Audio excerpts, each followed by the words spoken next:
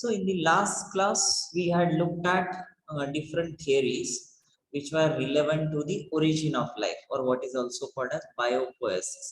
And there we had named and we had just looked in a brief idea what those theories were talking about.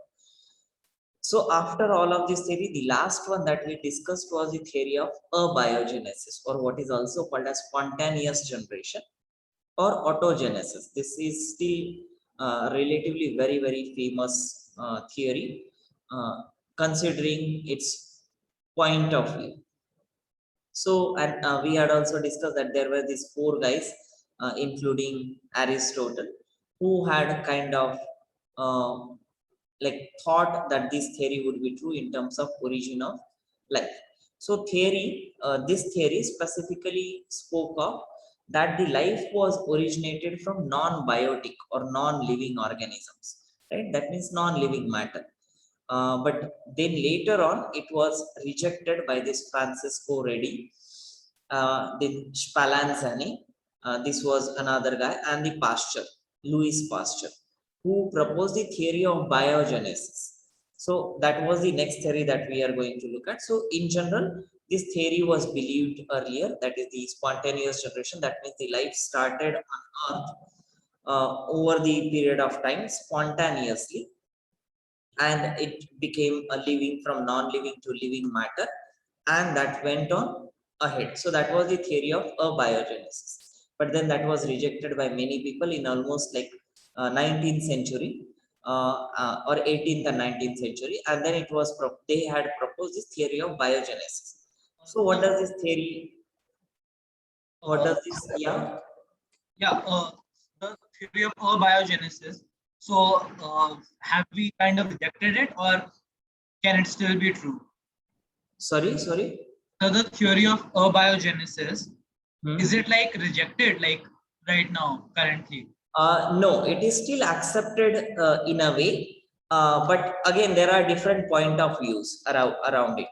But like to me, it appears to be okay, but that spontaneous generation part is not correct, because it took millions of years to for this transformation to happen. Like whatever we know of, like compounds formed, and then RNA formed, and then first living organism formed, and then it became complex, and so on. So that path is still very much accepted.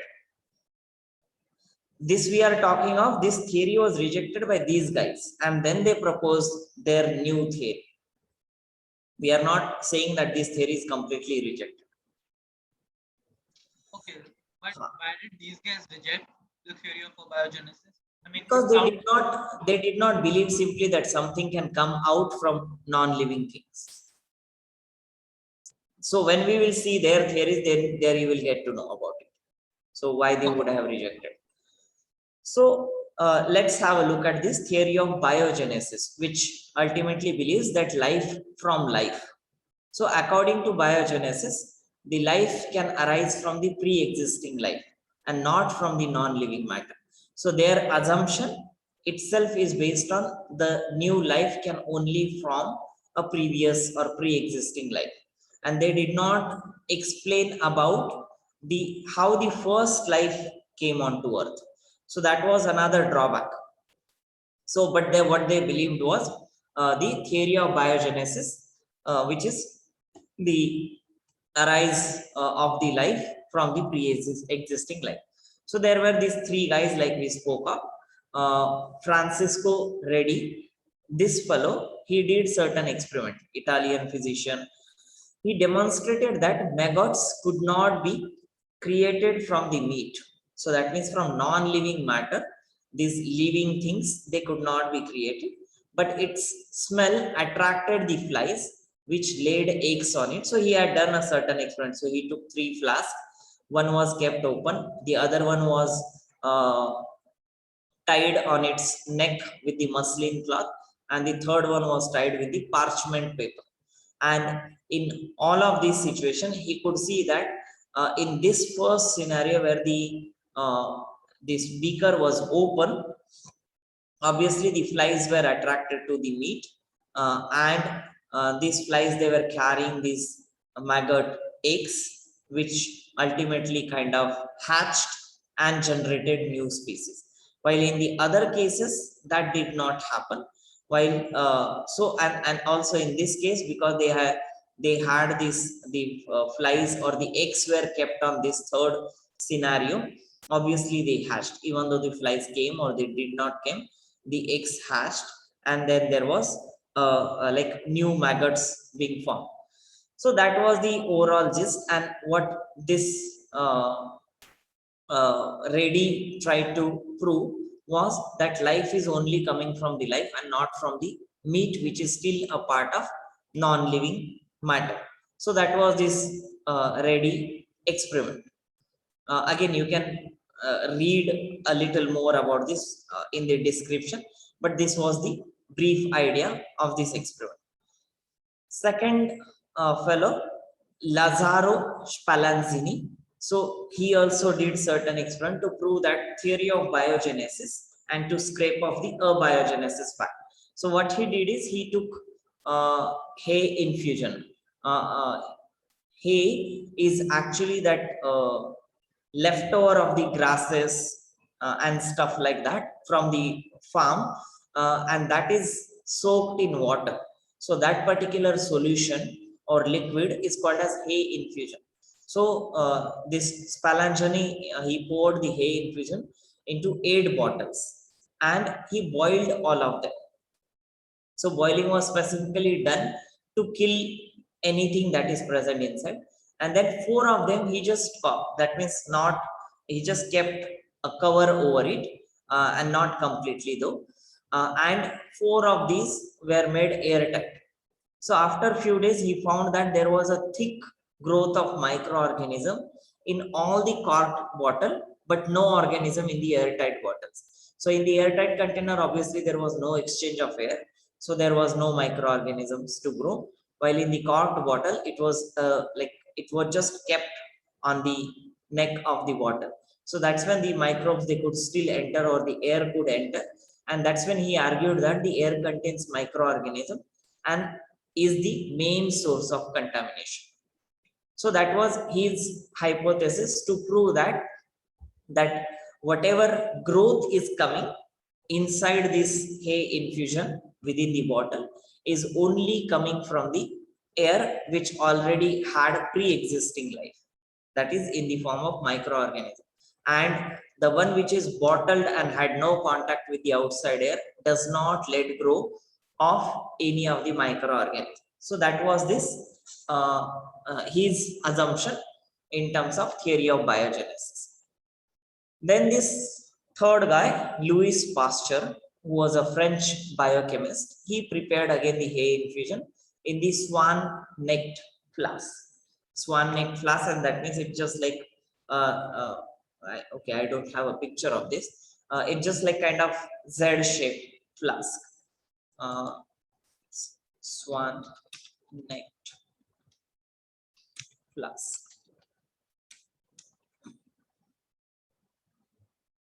Images, yeah, something like this, which has a curved neck. So this is the actual experiment what he tried to do. So, but again, we need not go into those many details. We will see it with this description.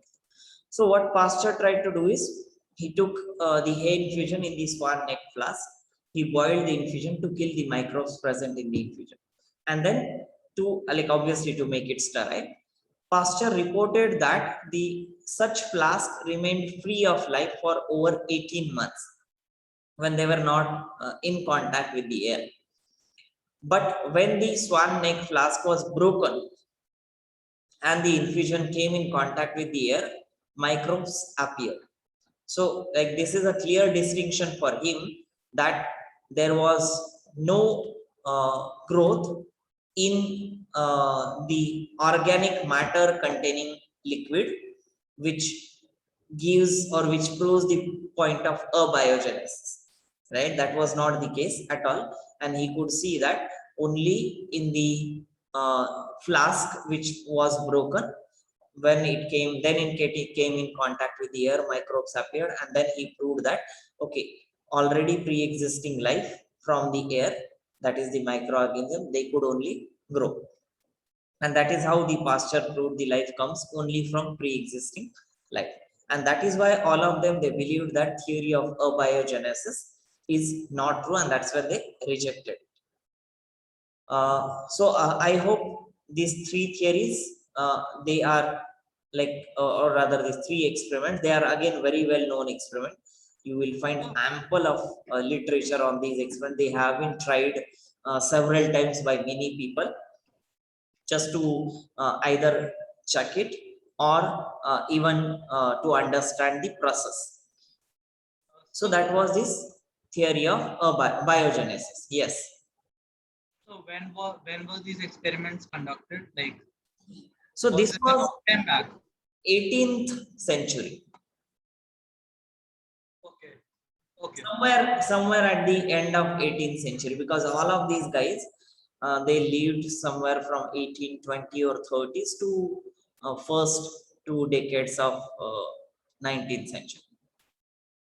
I'm just guessing it wildly. Let me see quickly, because as far as I remember, Louis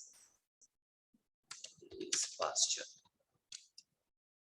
This would be the recent one, most recent guy.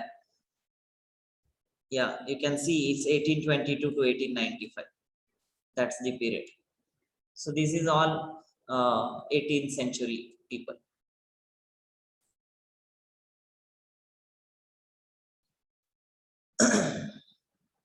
Okay, so then after all of this, there were quite a few people who wanted to study whole of this origin of life.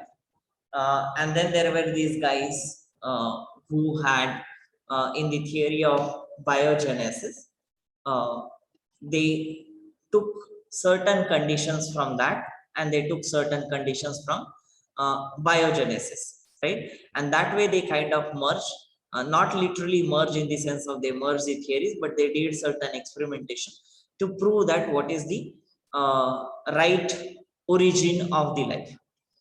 So out of this theory, which is commonly known with Oparin-Haldane theory, this is the most famous theory in the origin of life. Of course, the others, they are also equally good, but they are not believed anymore. So, and this theory, which is also called as naturalistic theory or chemosynthetic origin of life, or it is also called as biochemical origin of life. That means from the biochemical molecules, the life has originated. That's what is more prone to the abiogenesis side of theory. So an idea that life could have originated from the primordial earth in some warm little pond was innovated by Charles Darwin. And I assume that all of you would know this name. Charles Darwin, he had in his book or in his papers, he had mentioned that the life could have originated in the ponds where water is there and a little warm water, and that's where the life would have started. And he had written this to his later to Joseph Hooker. This was another interesting guy. If you are interested in the history, you can look at this Darwin's letter to Hooker.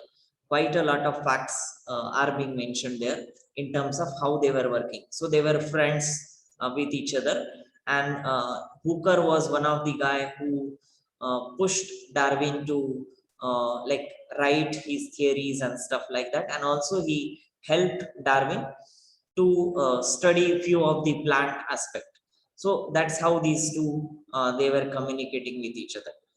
So a detailed theory based on this was proposed later by Russian biochemist called Alexander Ivanovich Oparin in 1923, and later on the same theory was supported by this John Burdon Sanderson Haldane. So they are short form as AI Oparin and JBS Haldane. And he, after 5 years, he started like during 5 years, he studied the Oparin's theory and he supported it with certain other facts, and that's when it became like Oparin Haldane theory. So both of these guys, they stated that life originated about 3.5 billions of years ago.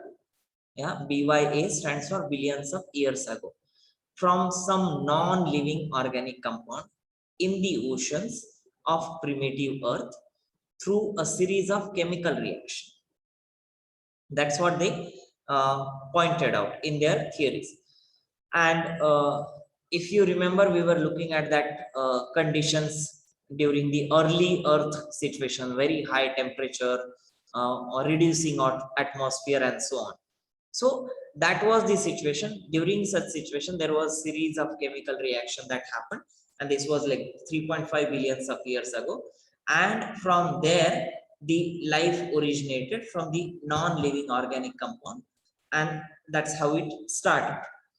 So the spontaneous generation of life, that is abiogenesis, under present condition is not possible. Under present condition, as in what we have currently, is not possible, but could have occurred in the reducing atmosphere condition. Because now we don't have reducing atmosphere, we have rather oxidizing atmosphere. So whenever we talk of this reducing atmosphere, then the temperature or the like the atmospheric conditions, they were drastically different than what it is now. So that is when we may not believe in spontaneous generation of life, or what is called a theory of abiogenesis. But it was indeed favorable for chemical evolution. Chemical evolution in the sense from developing from, let's say, hydrogen to helium and so on.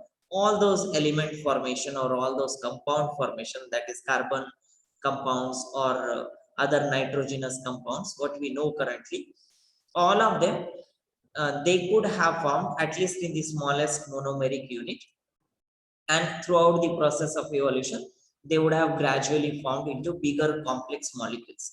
So that is what this Oparin-Haldane theory believed. So in the same theory, they explain quite a lot of fact. We will see one by one. So the Earth's initial atmosphere was reducing time. That again, last class we had seen, and like the reducing, it refers to because none of the gases, they were present in the free state, or gases as in the sense, all of the elements, they were present in the gaseous form because of the temperature condition, and none of them, they were present in free state. So they were obviously in the reduced form, either into sulfide or nitride and so on. So that particular situation in the early atmosphere of the Earth was much different from the present day, which is oxidizing atmosphere. And why it is called as oxidizing atmosphere? Because of the presence of free oxygen, which is able to oxidize many different metals. Simplest thing that you would know of, the rusting of iron, which is an oxide. So that way, that's why it is called as oxidizing atmosphere. So earlier it was reducing, now it is oxidizing atmosphere. Also, the high temperature, lightning, intense UV radiation, again from the early Earth period, provided a lot of energy for the chemical reactions. And that is when those chemicals could be formed, what we know them like now as carbohydrate, proteins and fats and so on.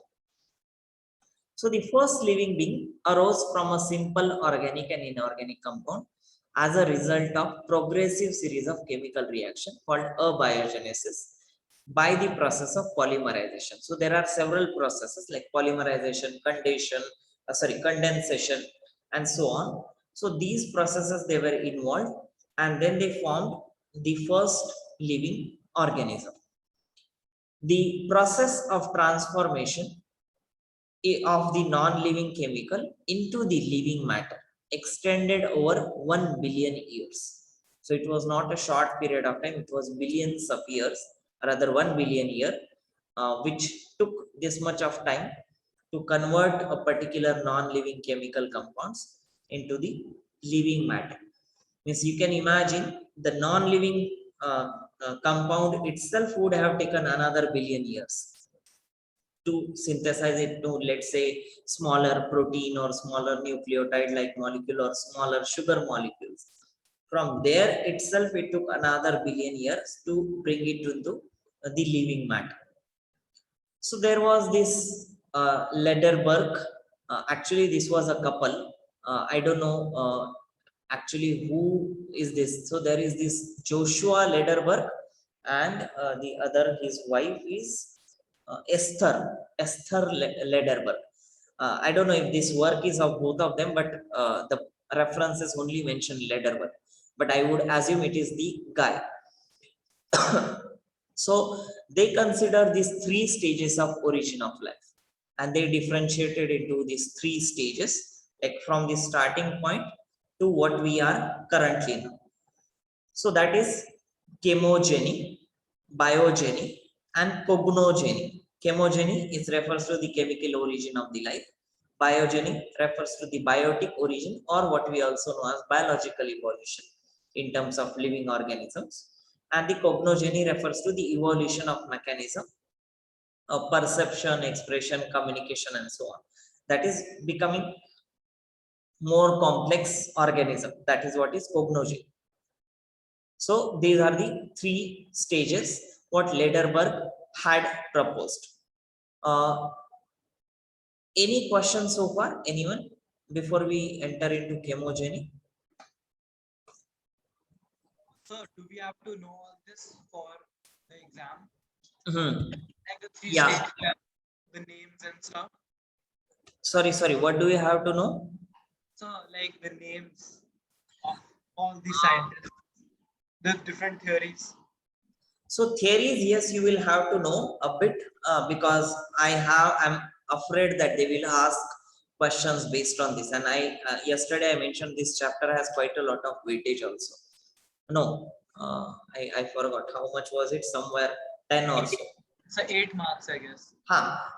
But then in that case, if they ask like so and so theory proposed, and then they give different statements, and then you will have to know those theories. So in short, if you can brief it out like in a line or 2, like that's what I have tried to done here for you.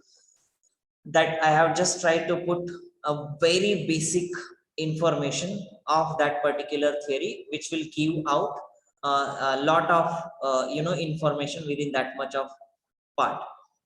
Main emphasis you need to give is to this Oparin-Haldane theory, because this is one of the most important theory. So what about the names of scientists? And these ones you need not remember, but again, this last name you should surely remember. No, And also, what about the other? No, others you need not remember. Like for example, Lederberg, I don't think you need to remember. So for that, at the end of the syllabus, you have some list of scientists, right? So that is the only must part. Rest you need not know. Only from those list you will get. And also there are some short forms.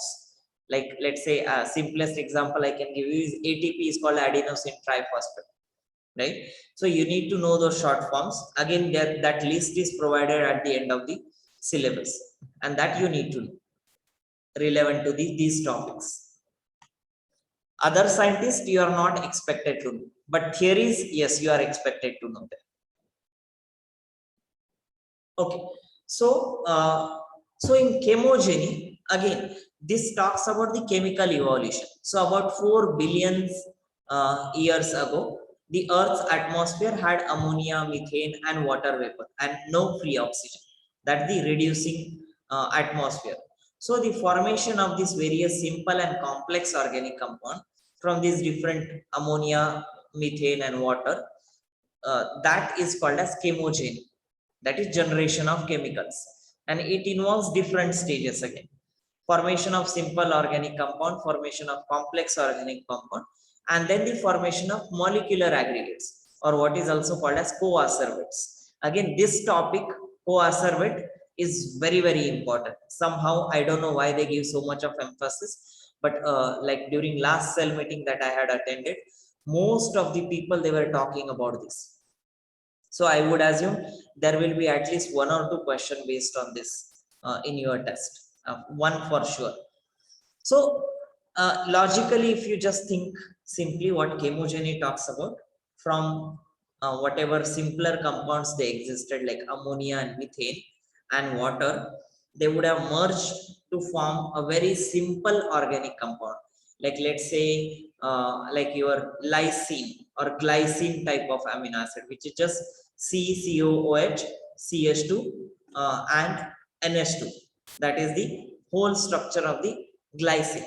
So something like that, simple organic compound, and then many such amino acid type of compound, they would go and form a polymer to form a complex organic compound like polypeptide. And then polypeptide and lipid, or polypeptide and carbohydrate, or lipid and carbohydrate. These are different molecules coming together and forming aggregate. That is what is called as prebiotic molecules or co-observate. Prebiotic they are called so because they are the stage before biotic component, that is the living component. So that's why prebiotic component. So logical sequence, I don't think you need to remember a lot here. It's very simple. From methane, ammonia and water, what you got is simple organic compound.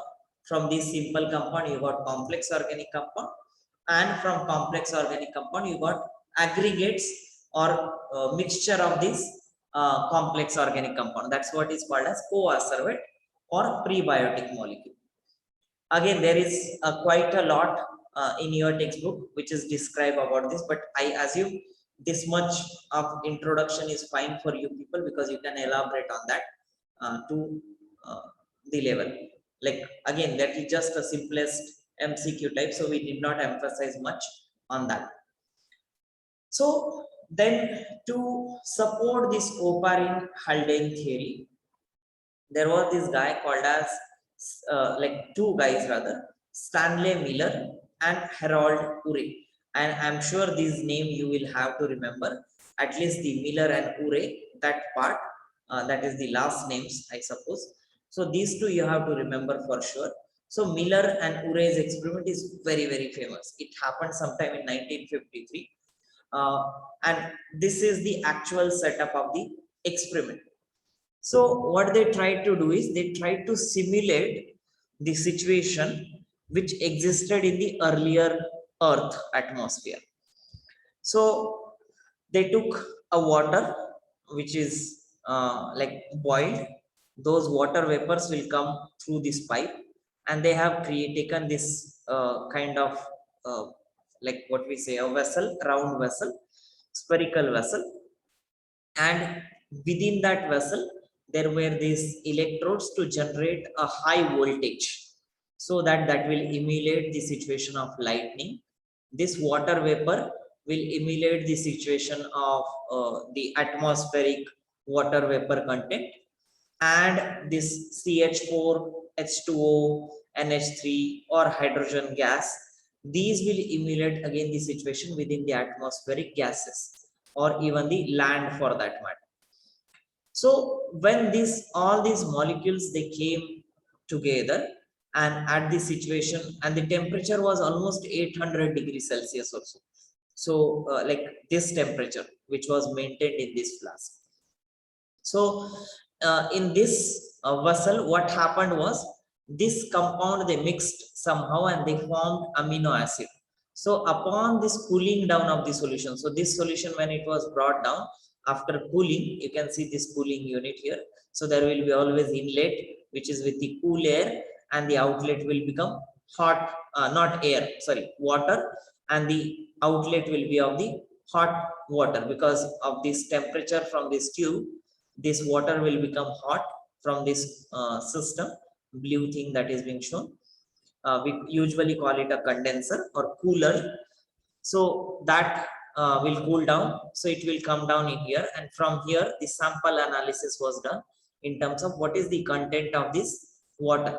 So obviously this is water based system, whole of it. So this is blue thing is water with the whatever compounds are formed in this vessel. And when it was analyzed, it was found that there were different amino acids except sulfur containing amino acids, and all of this will led to a conclusion that obviously these compounds they would have formed, that is this first part of chemogeny, that is formation of simple organic compound, would have happened during this reducing atmosphere of the earth almost few billions of years ago. So this Miller and Urey experiment proved that fact by arranging these experiment setup. Also, So again, this experiment, like I said, it's very, very important.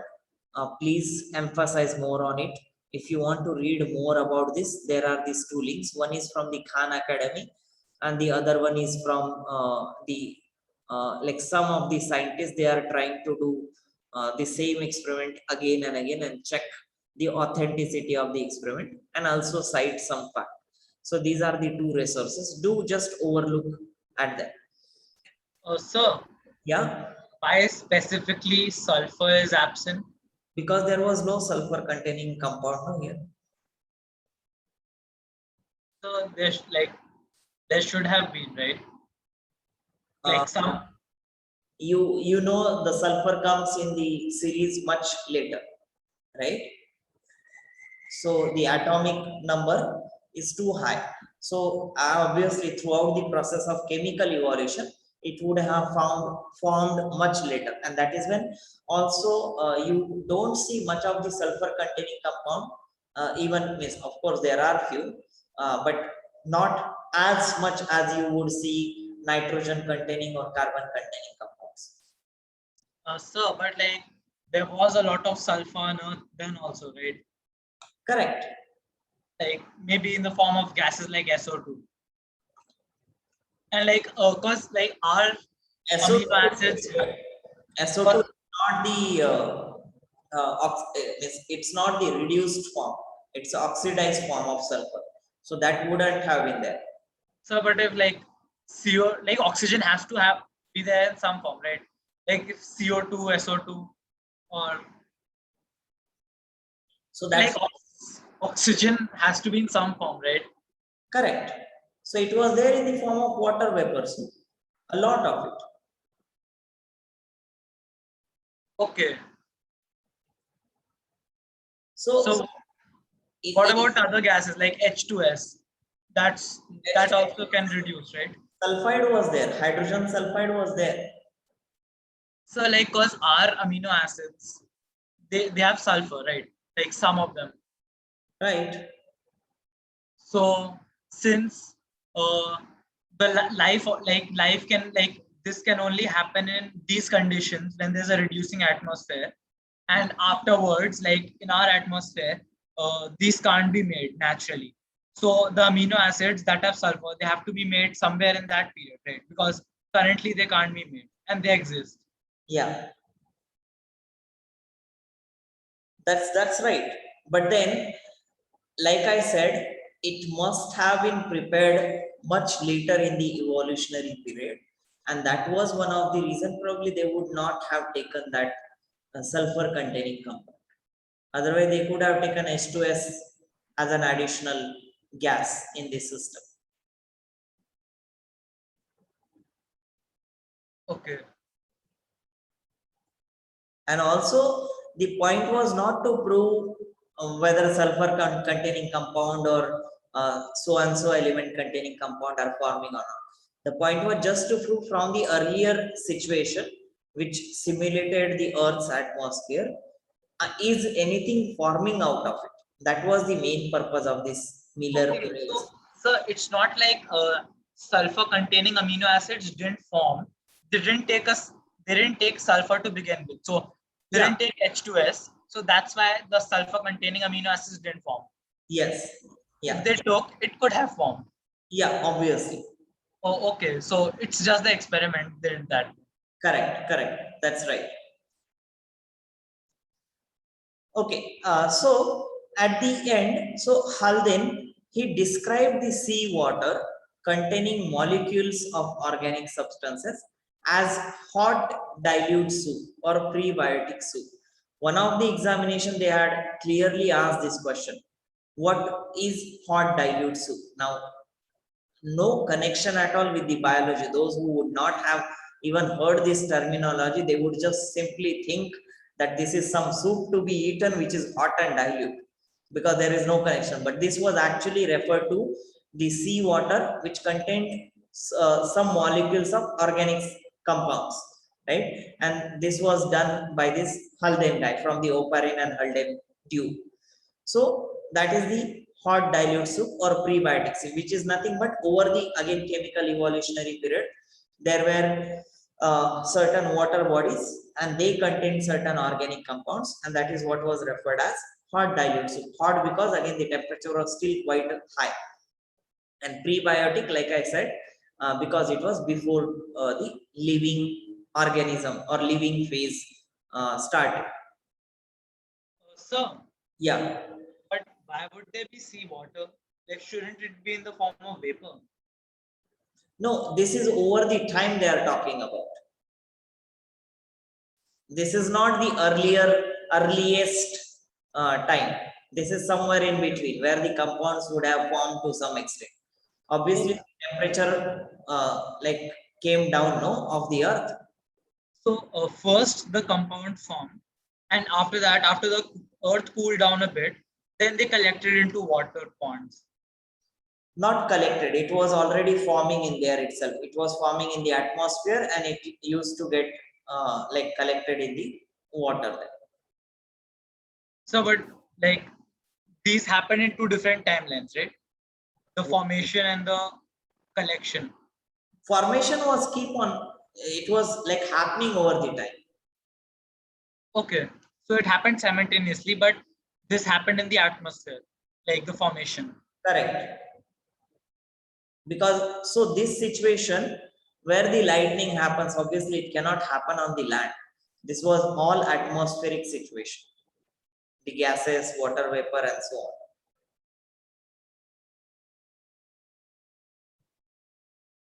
Okay, and Yeah. so also if you know, of course you would know methane and ammonia, these are the gases, right? So obviously this is like an atmospheric situation. Okay, so now we know how the simple organic compound form, and again throughout the period of chemical evolution, they polymerized with each other, again using the same amount of energy or same type of energy, like from the electrical sparks or the lightning or the heat, which was from the temperature of the earth and so on. So that energy was utilized again for the formation of complex organic compound. But in the third stage, which was more fascinating, in the formation of molecular aggregate, or what is called as coacervate. So that is what we will see here. So again, the same Oparin guy and the Sidney Fox, which is another scientist, they propose that complex organic molecules synthesized abiotically on primitive Earth, they form large spherical aggregates, and which remain suspended as droplets in the sea water. And this, they are talking of suspension within the sea water itself. And these colloidal aggregates, because again colloidal, they are not soluble completely, so they call it as colloidal, and they are in still kind of solid form. So these colloidal aggregates of macromolecules, that is the formation formed complex organic molecules, these are called as coacervates, or they are also called as microspheres. So complex organic compound, they were usually like we will see that further, they were wrapped under inside some membrane of the other compound, like let's say protein getting entrapped within a lipid molecule, right? So that way they will form colloidal aggregates, and that colloidal aggregates of macromolecules of proteins, lipids, water, and whatsoever, that will be called as coacervates or microspheres. So Oparin, he successfully obtained the coacervates by heating a mixture of protein and polysaccharide and shaking the solution.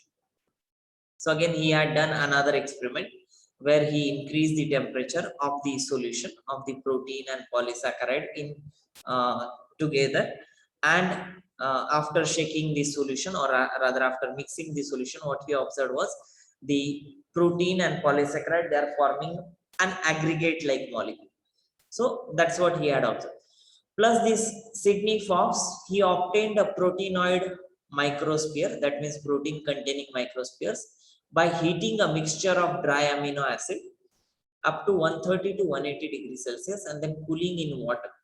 So he heated this amino acid and then he cooled it down in water, and he found that there are complex, not complex, the aggregate complex molecule, they are getting formed in that solution.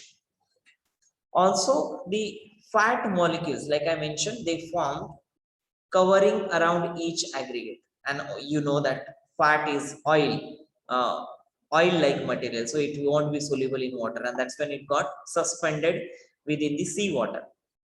So, in which molecules were held closer and had increased chances of chemical reaction, and this proves the further fact that whenever we talk of a particular system, how do molecules interact with each other?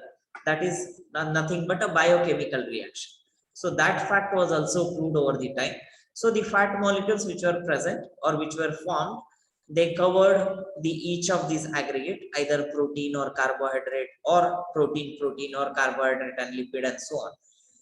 And in this, the molecules were held closer because it's a closed envelope like system. Few of the molecules, they were close to each other, complex molecule, and they had increased chance of chemical interaction. It's obvious that when the two molecules are separate and when the two molecules are closer, they have higher chance when they are closer. So that's what they are saying here. And then they grew in size. So these aggregates, they grew in size by absorbing molecules from the environment, and then they kept on absorbing these different molecules from the environment. Now, if you think in terms of analogy, how it would have happened, so that is what they are trying to show point by point. Simpler compound to complex, complex to coacervates. Within coacervate, you have certain molecules lying inside and certain molecules covering that the molecules inside. This is like a cell. If you think in terms of a cell wall or cell membrane and the cytoplasmic content, that is exactly the similar situation. So that is where the theory is taking us to. So they grew in size by absorbing molecules from the environment. So the coacervates with the proteins acting as an enzyme and as a ATP, and ATP as a energy, were the first abiotic substructure at the margin of the non-living and living things. So margin of the living and non-living things means when the transition happened from non-living thing to the living thing, there were these coacervates which were proteins, and they had developed abilities like enzymes. Enzymes are nothing but proteins, just they have certain catalytic function. So over that period of time, again millions of years, they develop this ability to conduct certain reaction, and ATP had developed as energy source in the abiotic structure, that is just the coacervates, and that was the marginal, or that was kind of boundary line between the non-living to living things, and from there onwards the living things would have developed. So that is what is the coacervates and the chemogeny phase of this evolution. Again, any question here? Anyone? Okay. Sir, Yeah. after they produce something once, like ATP or something, Hmm. how did the thing figure out that it was useful and then start producing more and then using that for energy? No, that is a recent invention. That was not done earlier. See, like when these guys were studying, obviously they did not know many facts. That is what we are trying to elucidate these things. No, he's not talking about the people. He's talking about the proteins that existed in earlier times. Sorry, then can you please repeat what exactly is the Talking question? about things like ATP and all that. So suppose they formed by chance once. Hmm? So how did that coacervate, aggregate, whatever, figure out that it's useful and then produce more? No, it was not. No one was figuring out anything. It just happened by chance, because it was the same atmospheric situation to a larger area, and within that area there were possibilities of again, like I said, there were possibilities. It was not that every situation that ATP will be there, it will turn out to be a living thing, or if there will be a particular protein, it will turn out to be a living thing. It was a matter of possibility that when certain molecules they came together, they developed into something like prebiotic component that ultimately developed into something like living matter there. And that was purely the chance or probability, you can say, because So, like, first life would have been like extremely simple, just one membrane and something to generate energy. yes, correct. Okay, yeah, fine. So, Wait, so but why would it develop further? So, okay, so like by chance you form an ATP molecule because of maybe UV light or something, Hmm. and that gets trapped inside a membrane of let's say like fats. So, So, yeah. like polysaccharide. So, okay, you have this structure. So then what? So like, okay, this structure is there. It's not going anywhere. Like, how can it change? See, that is when we speak of evolution, that, like I said, it is a probability, right? And at certain probability, there is a chance that one particular molecule mixes with the other and it is forming these non-living coacervates. Now, again, it was another level of chance that this coacervate will turn into a living component.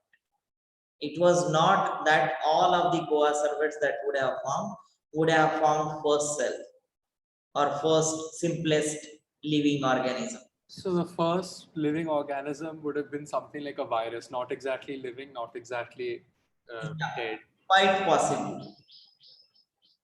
So that is one of the interesting research happening in the virology, that they are trying to identify, are these the most primitive organism or these are the like sometime later in the evolutionary tree. So that is also happening. But They wouldn't again, have been able to reproduce at all, right? you never know. They might have been adapted to this host specific situation later. That is what the whole of the adaptation talks about. No?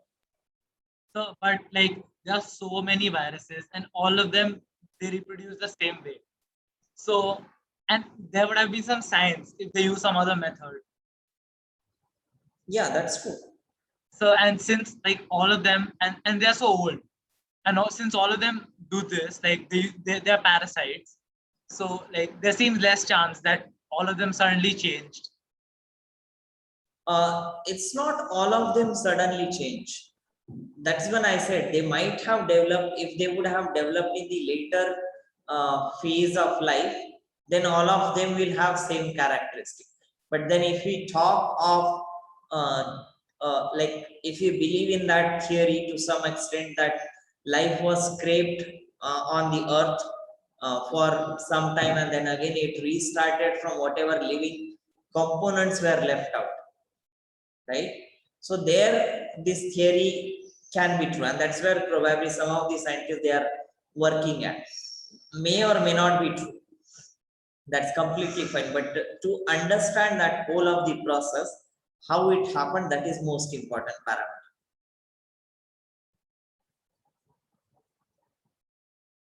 I don't know what was the original question. I forgot.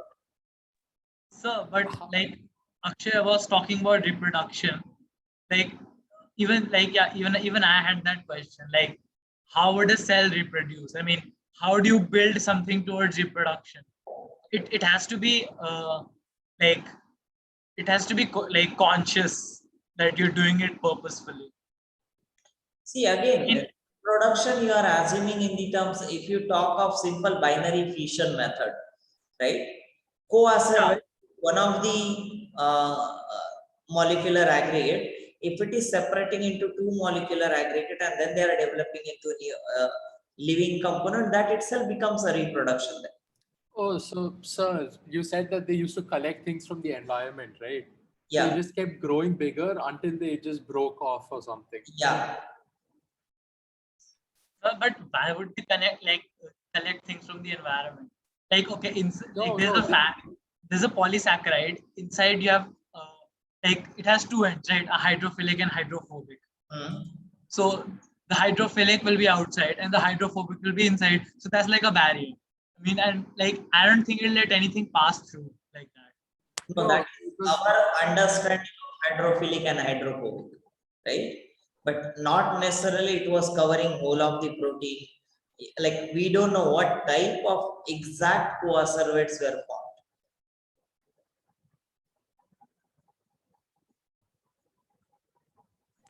it's sort of like if you put oil in water, then it sort of clumps together Yeah, in droplets. So something similar would have happened. It'll float, right? Yeah, It'll they'll form a just thin drift surface until over the water. they'll just drift around until they sort of clump together. yeah. Also, I wanted to say one thing, I forgot now. So Yeah. this all seems like an incredible probability, right? Sorry, come again? So this is a very less chance of happening, right? Yeah, but then you are not looking at the time frame probably. It's millions of years. So even looking at the time frame, there's like No, I guess looking at the time frame, it's quite likely that something like this would happen. You can see from monkey category that you are being developed in few millions. so Like a huge. you see, so there are lots of planets that have water and similar conditions, right? There are lots, Yeah. and like right now, like the Earth was created like 4.5 billion years ago, right? uh, 4.5 billion, and life came out around 3.5 billion, right? yeah.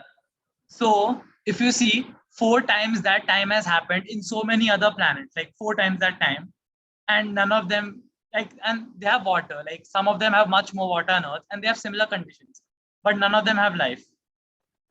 Everything that- was So if there's a high chance that under similar conditions and in such a long span of time, life will form. So then there it didn't work, right? No, it's not just the matter of why it formed on Earth and why it did not. The situations they became drastically different, right, over the time. And the reason goes back to again the fact that what were the atmospheric situations around those planets? Because of their mass, because of the content within those masses, all of these situations led to a differences among the planet current, right? Also the distance from the highly bright something like sun, right? So all of these situations, they have to be taken into consideration when we look at whole of the evolutionary period. So that's where the situations were much different. So when we specifically talk of that the life became more prevalent on the earth and it is not the case even on the other planet which have similar situations, let's not talk about something which is drastically different. But even it is not there in the similar situation planets. There are reasons for that because of the different conditions present on them. Right? So that's when it becomes totally different aspect. But yeah, I guess we are on the verge of ending class. Do you have any question? Otherwise, we'll continue with the biogeny in the next class. Okay.